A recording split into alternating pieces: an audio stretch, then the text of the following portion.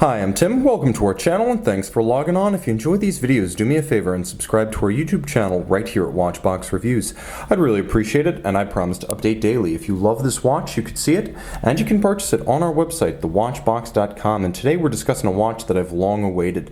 We've had a few Urban Jurgensen pieces in the past, but we have never had the modern calling card of the revived brand, which is the detent chronometer escapement, as devised by Francois Mojon and Kari Voutilainen for the Danish-Swiss brand. The detent chronometer escapement is a true exotic, and it comes in a beautiful package that's simply redolent of Kari's design sensibility. You can see this is the Urban Jurgensen 1142C CS. That's the name of the model, the 1142C CS, 42 millimeters in red gold with extravagant corne de vache cowhorn style tapered lugs, a double-stepped case, and a lovely Gadron style double-stepped bezel. It is a handsome watch and very traditional in its craft sensibility. You start with rose gold and cowhorn lugs outside, and then rose lathe guilloche on the inside. On my 16 centimeter circumference wrist, it wears easily, though it is a 42 and thus fairly huge by dress watch standards. It's not terribly thick considering what's inside. 11.6 millimeters thick. You can see that it can easily slide underneath a dress cuff. Now from lug to lug, it's fairly well constrained. 49 millimeters gives it a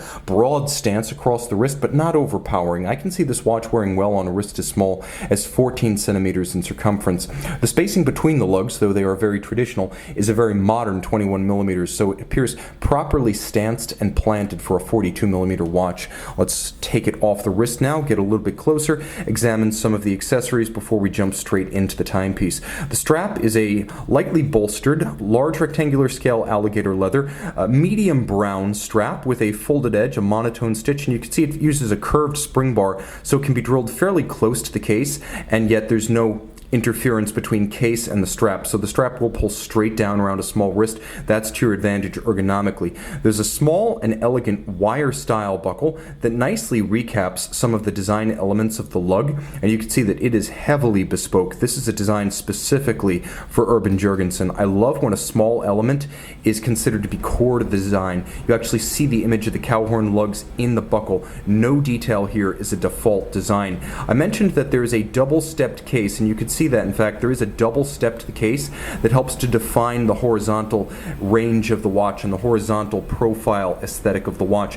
There's also a double step to the bezel. You can see there's the primary step, and then there's a small inward step that jumps up, and then there's a concave profile that slopes inward and upward. So it's a surprisingly complicated case, and that's without even mentioning these gorgeous welded lugs. Now the concave bezel helps to visually pair the mass of the watch, so though it's a 42, it doesn't look massive or ungainly. The dial is true rose lathe guilloche, which is to say a guilloche using a traditional rose lathe engine guided by cams and first freehand sketched to create the template. All of that went into the creation of this dial.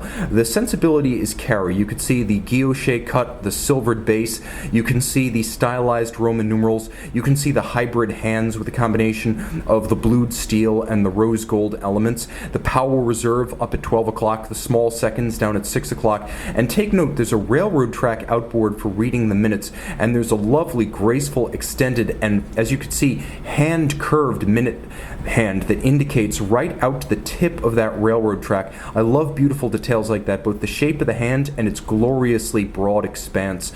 Now, speaking of the movement, the first thing you'll notice is that something about that seconds hand is unconventional, and in fact, it is beating only 3 times per second. That's right. 3 times per second. An El Primero from Zenith, 10 times per second. A standard Rolex, 8 times per second. Something like a Longa Datograph will beat 5 times per second, and that's exceptionally slow. That's 18,000 vibrations per hour. This is 3 times per second, and when you listen to the detent escapement against the ear, it sounds like a ping pong game. Tick, tick, tick, tick, tick, being played at a high tempo rather than a watch. If a regular watch sounds like a sewing machine, this sounds like a ping pong tournament one-on-one. Now it does feature stop seconds, which is impressive for such an exotic movement. It also features a decoupler, so the 60-hour power reserve, you can see it's a sweep indication up at 12 o'clock. If you keep winding it past full, you cannot accidentally overwind the watch, so smart protections built in. The watch has another protection built in for its exotic escapement, and that's that you can only set it forward. You cannot set the hands backward, so it's a little bit quirky, but everything has been considered ahead of time so that you can use this watch like a normal timepiece. Now, the movement itself is UJP8, created in 2011. It was actually started in about 2008, created by Francois Mojon of Chronometer and Kari Voutilainen. It is a remarkable marine-style detent escapement, a pivoted detent escapement with shock protection. It's basically what you would have found on a deck clock during the 19th century. A very precise type of escapement that has been too susceptible to shock to use prior to the modern era in wristwatches. There are very few direct single impulse escapements in the business today. There's basically this and the AP escapement, and whereas the AP escapement beats away at a blazing 43,200 vibrations per hour, listen to this one, it beats 3 times per second. Directly impulsing the balance in only one direction, it operates with extreme low friction and very little parasitic loss in the impulsing of the balance. You can see it moves with very slow steps, and it has a full balance bridge and a free sprung index to make it shock resistant. And it's not just the shock resistance of the balance bridge and the balance staff, it's the shock protection on the actual detent system itself that makes this suitable for the wrist. Now you can see it is adjusted in 5 positions like a modern chronometer. It's been through the chronofiable test, which is basically a test of durability. So it is both a very precise 25 joule handmade, hand-regulated movement and a very tough one. You could see that it features a single mainspring barrel, and it's handsomely executed with nicely chamfered edges to the bridges, and you can see the same type of chamfer has been applied to the jewel and the screw countersinks. All of the screw heads are black polished, and there is an engine turning on the base plate that's quite fetching. It's a good looking movement. It even has a different take on Geneva waves. You can see Côte de Soleil radiating out from the balance as its center point rather than a standard linear Côte de Genève or circular Côte de Genève. Nicely executed and very different.